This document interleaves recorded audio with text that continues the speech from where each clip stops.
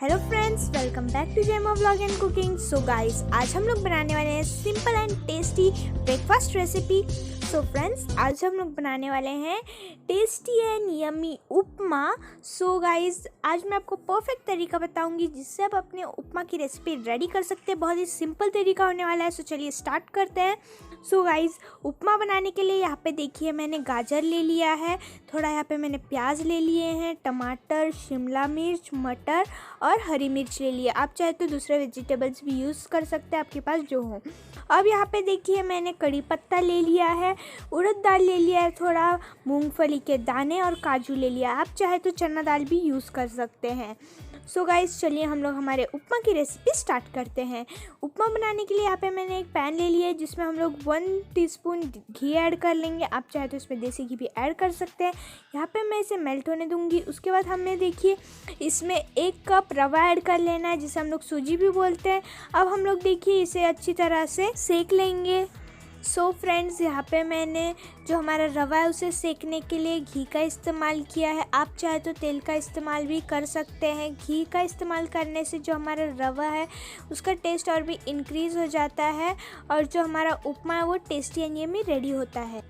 So friends, आपको ये बात ध्यान रखना है कि जब आप जो हमारा रवा है उसे सेकेंगे तो आपको जो फ्लेम है वो लो रखनी है ताकि जो हमारा सूजी है वो जले ना और वो अच्छी तरह से रेडी हो जाए। सो गाइज़, यहाँ पे मैं इसे 3 to 4 मिनट तक अच्छी तरह से रोस्ट कर लूँगी। और यहाँ पे देखिए मैंने साइड में जो है बॉईल करने के लिए वाटर भी रख लिया है जो हम लोग सूजी में यूज़ करेंगे आफ्टरवर्ड्स।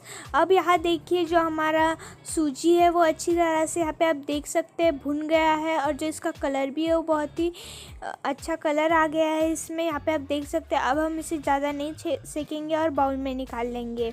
अब यहाँ देखिए मैंने उसी पैन में 1 टीस्पून और घी ऐड कर लिया है। यहाँ पे आप देख सकते हैं। हम लोग इसे मेल्ट होने देंगे।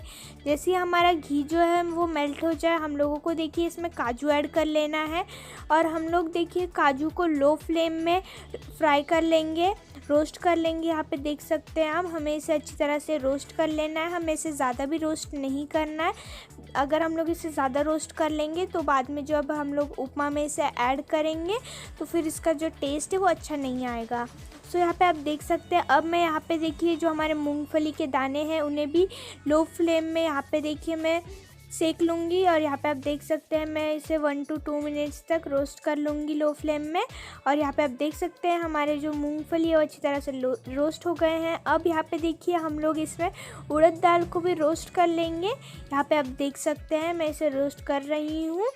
यहाँ पे आप देख सकते हैं जो हमारे उड़द दाल हैं वो अच्छी तरह से रोस्ट हो गए। इन्हें भी मैं बाउल में निकाल लूँगी। अब यहाँ पे देखिए मैंने कढ़ाई ले लिया है जिसका फ्लेम मैं ऑन कर लूँगी। अब यहाँ पे देखिए हम लोगों को इसमें 1 टीस्पून घी ऐड कर लेना है। सो यहाँ पे आप देख सकते हैं मैंने इसमें 1 टीस्पून घी ऐड कर लिया है। उसके बाद हम लोग इसे मेल्ट होने देंगे। जैसे ही हमारा घी जो है वो मेल्ट हो जाए, इसमें हम लोग आधा छोटा चम्मच राई, आधा छोटा चम्मच जीरा ऐड कर लेंगे और इसे तड़कने देंगे। उसके बाद हमें देखिए इसमें कड़ी पत्ता ऐड कर लेना है। यहाँ मैंने 8 से 10 पत्ते कड़ी पत्ते के ले लिए हैं। उसके बाद यहाँ पे देखिए 1 बड़ा आकार का प्याज ऐड कर लूँगी मैं इसमें। सो गाइस, यहाँ पे मैंने प्याज ऐड कर लिया है। यहाँ पे मैं 2 से 3 हरी मिर्च ऐड कर लूँगी जिन्हें मैंने बिग साइज़ में कट कर लिया है। अब हम लोग देखिए इसे अच्छी तरह से मिक्स कर लेंगे। सो फ्रेंड्स, यहाँ पे आप देख सकते हैं मैं इसे अच्छी तरह से मिक्स कर लूँगी। आपको ध्यान रखना है कि जब तक आपके जो प्याज है वो हल्के से ट्रांसलेंट नहीं हो जाते, आपको इसे अच्छी तरह से मिक्स कर लेना है। ध्यान रखिए आपको इसे ज़्यादा मिक्स नहीं करना है। अब हम लोग देखिए मैं इसमें गाजर ऐड कर रही हूँ। गाजर ऐड कर लेने के बाद यहाँ पे देखिए मैंने इसमें मटर ऐड कर लिए हैं और अब यहाँ पे मैं इसमें शिमला मिर्च ऐड कर लूँगी। शिमला मिर्च ऐड कर लेने के बाद यहाँ मैंने देखिए इसमें टमाटर भी डाला है। आप चाहे तो अगर आपको टमाटर नहीं पसंद है तो आप टमाटर को स्किप भी कर सकते हैं। अगर आपके पास और भी कोई वेजिटेबल हो तो आप वो भी डाल सकते हैं, जैसे कि बीन्स डाल सकते हैं आप। अब देखिए हम लोग इसे सभी वेजिटेबल्स को अच्छी तरह से मिक्स कर लेंगे। सो गाइज़, हमको ये ध्यान रखना है कि आप ये वेजिटेबल्स जो है ज़्यादा मिक्स ना करें। जब तक जो हमारे वेजिटेबल है थोड़े क्रंची नहीं हो जाते आपको इसे तब तक मिक्स कर लेना। आप देख सकते हैं वेजिटेबल कितना ऑसम लग रहा है। अब हम लोग देखिए क्या कर लेंगे, इसे कवर कर लेंगे और इसे अच्छी तरह से पकने देंगे।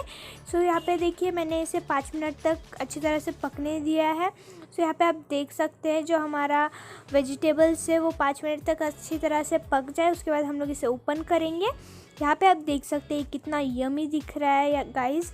सो गाइस अब हम लोग देखिए इसमें मूंगफली और काजू ऐड कर लेंगे जो हम लोगों ने स्टार्टिंग में रोस्ट कर लिया था। और अब आप यहाँ देख सकते हैं मैंने इसमें उड़द दाल भी ऐड कर ली है। अब हम देखिए इन सभी को अच्छी तरह से मिक्स कर लेंगे हमारी सब्जी में। उसके बाद यहाँ पे मैंने 2 चम्मच नमक ऐड कर लिया है इसमें, और हम लोग इसे भी देखिए अच्छी तरह से मिक्स कर लेंगे। आप चाहे तो सॉल्ट अपने टेस्ट अकॉर्डिंग भी ऐड कर सकते हैं, मैं मेजरमेंट यहाँ पे बता रही हूँ। उसके बाद यहाँ पे देखिए मैंने 3 कप वाटर ऐड कर लिया है जो मैंने ऑलरेडी बॉईल कर लिया था, जैसे कि मैंने आपको स्टार्टिंग में ही बता दिया था।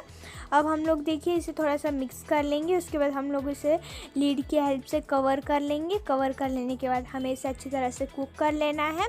यहाँ पे देखिए मैंने इसे 2 to 3 मिनट तक कुक कर लिया था। ये 2 to 3 मिनट में अच्छी तरह से कुक हो गया था। उसके बाद यहाँ पे देखिए मैं इसमें जो हमारा सूजी है वो ऐड कर लूँगी जो हम लोगों ने स्टार्टिंग में भून लिया था। अब हमें देखिए इसे कंटिन्यूसली मिक्स कर लेना है। आप देख सकते हैं हमारा जो सूजी है वो फूक रहा है, हमें इसे कंटिन्यूसली जो है मिक्स कर लेना है। आप देख सकते हैं आफ्टर 2 to 3 मिनट आप देख सकते होंगे जो हमारा सूजी है उसने सभी जो हमारा वाटर है वो ऑब्जर्व कर लिया है। और आप यहाँ देख सकते हैं हमें इसे कंटिन्यूसली मिक्स कर लेना है।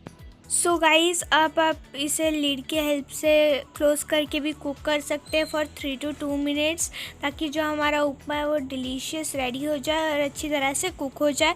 या फिर आप इसी तरह से इसे 2 to 3 मिनट्स तक इस तरह से मिक्स कर लीजिए और जो आपका टेस्टी एंड यमी उपमा है वो रेडी हो जाएगा। सो गाइज़ मैंने इसे मिक्स कर लिया है और आप यहाँ देख सकते हैं हमारा जो उपमा है वो कितना खिला खिला रेडी हुआ है।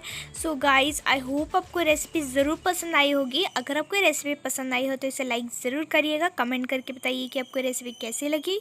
आज के लिए इतना ही, मिलते हैं आपको नेक्स्ट वीडियो में। Thanks for watching my video.